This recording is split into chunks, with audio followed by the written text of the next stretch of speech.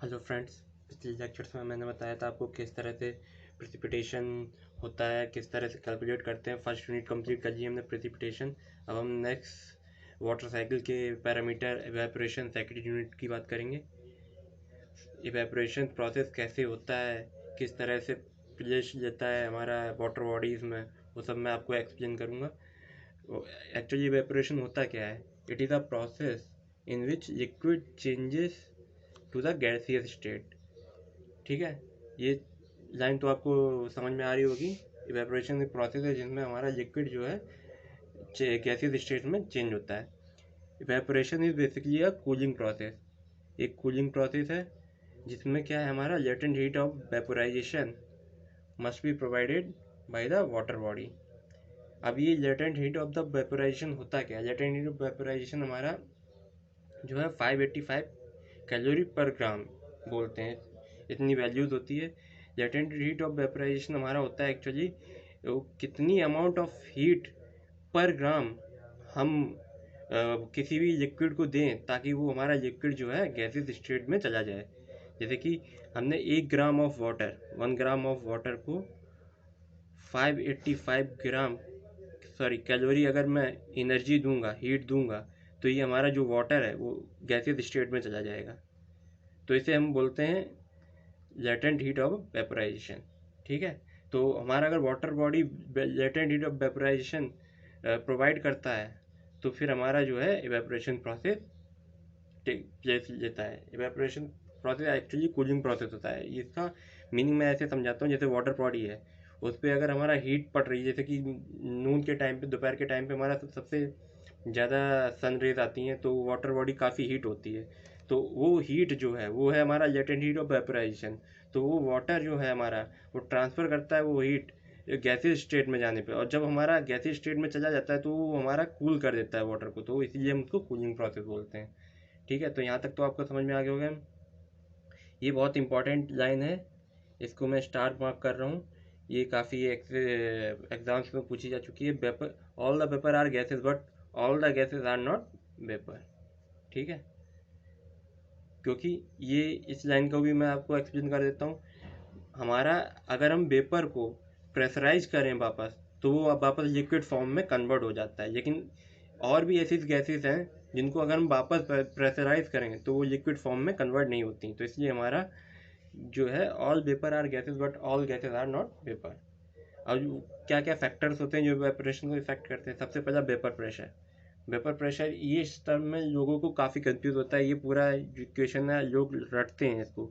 रटने की कोई ज़रूरत नहीं है। इवेपोरेशन डायरेक्टली प्रोपोर्शनल होता है E W minus E. E W जो है वो हमारा वाटर बॉडी का latent heat of vaporization, vapour pressure, sorry, E W जो है हमारा वाटर बॉडी का वेपर प्रेशर है, और ये जो हमारा एटमॉस्फेरिक वेपर प्रेशर है।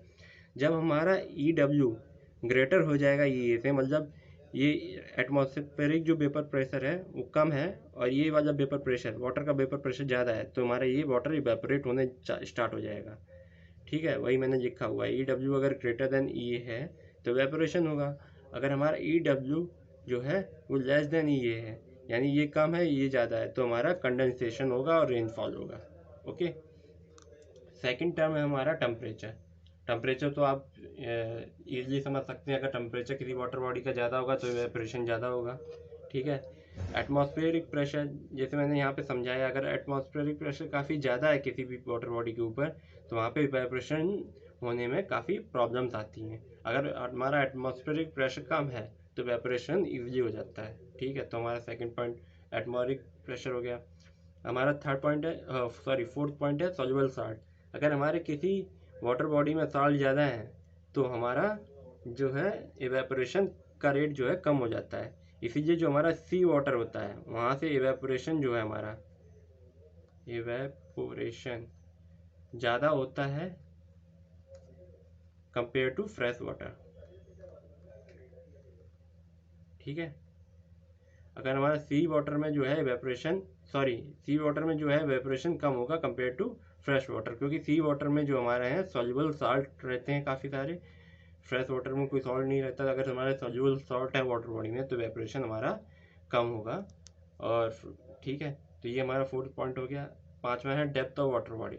डेप्थ ऑफ वाटर बॉडी में क्या है, अगर हमारा, उससे पहले मैं आपको ये पॉइंट 7 एक्सप्लेन करना चाहूँगा तो आपको easily depth of water body समझ में आ जाएगा। सरफेस एरिया, अगर हमारा किसी वाटर बॉडी में सरफेस एरिया ज़्यादा कवर कर रखा है, मान लो एक ये कॉनकेव है सरफेस है और ये कॉन्वेक्स सरफेस है, इसका सरफेस एरिया जो है वो ज़्यादा होगा, इसका सरफेस एरिया है जो कम होगा। अगर हमारा सरफेस एरिया जितना ज़्यादा होगा इवेपोरेशन उतना ही ज़्यादा होगा। तो इस टाइप के उसमें इवेपोरेशन जो है हमारा ज़्यादा होगा, इस टाइप में इवेपोरेशन कम होगा। ठीक है, तो इसी तरह से डेप्थ ऑफ वाटर बॉडी, अगर हमारा वाटर बॉडी की हम डेप्थ बढ़ाते जाएं और सरफेस एरिया कम करते जाएं, या फिर डेप्थ को कम करते जाएं और सरफेस एरिया बढ़ाते जाएं, क्योंकि वाटर को हमने कांस्टेंट रखा है। एक चीज़ तो आपको कांस्टेंट रखनी पड़ेगी अगर आप कंपेयर कर रहे हो किसी दो चीज़ों को। अगर आप डेप्थ को वेरी कर रहे हो तो वाटर बॉडी का वॉल्यूम जो है कांस्टेंट रहेगा। अगर आप डेप्थ बढ़ाते जा रहे हो तो आपको सरफेस एरिया कम करना पड़ेगा, और सरफेस एरिया अगर कम करोगे तो हमारा इवेपोरेशन कम होगा। अगर हम डेप्थ कम करते जा रहे हैं तो सरफेस एरिया इंक्रीज करेगा, और सरफेस एरिया अगर इंक्रीज करेगा तो हमारा इवेपोरेशन ज़्यादा होगा। तो इस तरह से हम डेप्थ ऑफ वाटर बॉडी भी फैक्टर ऑफ इवेपोरेशन को इफेक्ट करता है। 6 है हमारा विंड स्पीड। तो विंड स्पीड क्या होता है हमारा, विंड स्पीड हमारा इवेपोरेशन को बढ़ाता है। जैसे कि आपका ये वेपर प्रेशर है, यहाँ पे अगर यहाँ से हमने वेपर स्टार्ट हुआ, इवेपोरेशन होना स्टार्ट हुआ, तो यहाँ पे काफ़ी सारे सैचुरेटेड वेपर इकट्ठे हो जाएंगे। जैसे ही आपका विंड चलेगा तो वो सैचुरेटेड वेपर की जो लेयर है वो हट जाएगी, और जो बैकेंड लेयर है वो यहाँ पे आ जाएगी एयर की, तो वहाँ पे हमारा जो एवेपोरेशन है दोबारा स्टार्ट हो जाएगा। तो इस तरह से विंड स्पीड, लेकिन हमारा जो विंड स्पीड है वो एक पर्टिकुलर विंड स्पीड तक ही इफेक्ट करता है। उसके बाद अगर आप विंड स्पीड बढ़ाते भी जाएंगे तो हमारा कांस्टेंट रहता है। तो हमारा विंड स्पीड वर्सेस एवेपोरेशन का ग्राफ इस तरह से रहता है।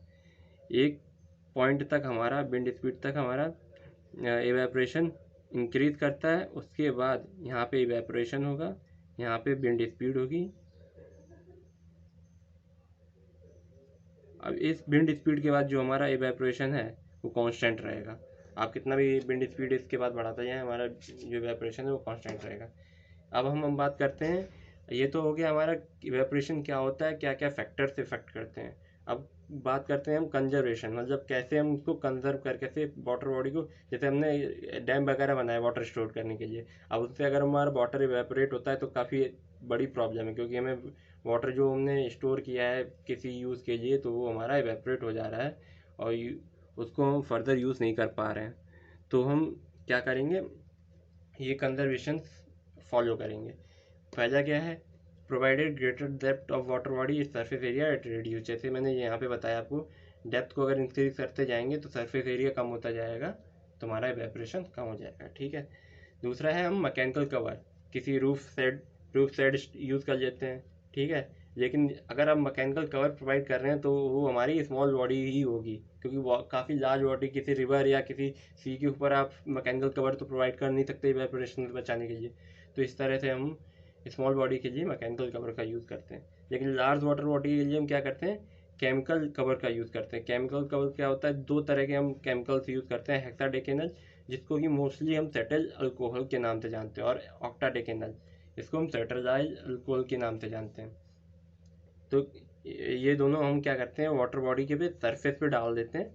ये जो है thin colourless odourless non toxic film होती है। ठीक है, वाटर बॉडी पे जो हमारा फ्री सर्कुलेशन ऑफ O2 और CO2 को भी परमिट करती है। ऐसा नहीं है आपने इसकी अगर उसको एल्कोहल केमिकल को डाल दिया तो हमारा एयर उसमें सर्कुलेट नहीं होगी। अगर एयर सर्कुलेट नहीं होगी तो हमारा फेस और जो हमारा बायोलॉजिकल एक्टिविटीज़ हैं, जो हमारे फेस वगैरह है, एक्वेटिक प्लांट्स वगैरह हैं, उनके लिए काफ़ी डिफ़िकल्टीज आ सकती हैं। लेकिन ऐसा नहीं होता है, यहाँ पे O2 का सर्कुलेशन होता है प्रॉपर, तो वो हमारा जो है इवेपोरेशन प्रिवेंट कर देता है। तो ये दो पॉइंट नाम आप अच्छे से याद कर लीजिएगा, सेटाइल अल्कोहल, सेटाइल अल्कोहल। अगर पूछा जाए इन दोनों में से कौन सा सबसे ज़्यादा बेटर होता है, तो हमारा सेटाइल अल्कोहल जो है, जो कि हेक्साडेकेनल है, वो मोस्ट इफेक्टिव होता है। ठीक है, तो इस तरह से हम कंजर्व करते हैं। होपफुली आपको सारे पॉइंट्स ईजिली समझ में आ गए होंगे। मैं नेक्स्ट लेक्चर में आपको बताऊंगा कि इवेपोरेशन को हम कैलकुलेट कैसे करते हैं, कितना इवेपोरेशन हो रहा है वाटर बॉडी से, और उसको फर्दर डिस्कस करेंगे। अगर आपको वीडियो का कंटेंट अच्छा लगा हो, तो अगर आपको चाहिए कि नेक्स्ट लेक्चर में मैं आपको नोटिफिकेशन आ जाए, तो चैनल को सब्सक्राइब कीजिए और वीडियो को लाइक एंड शेयर कीजिए।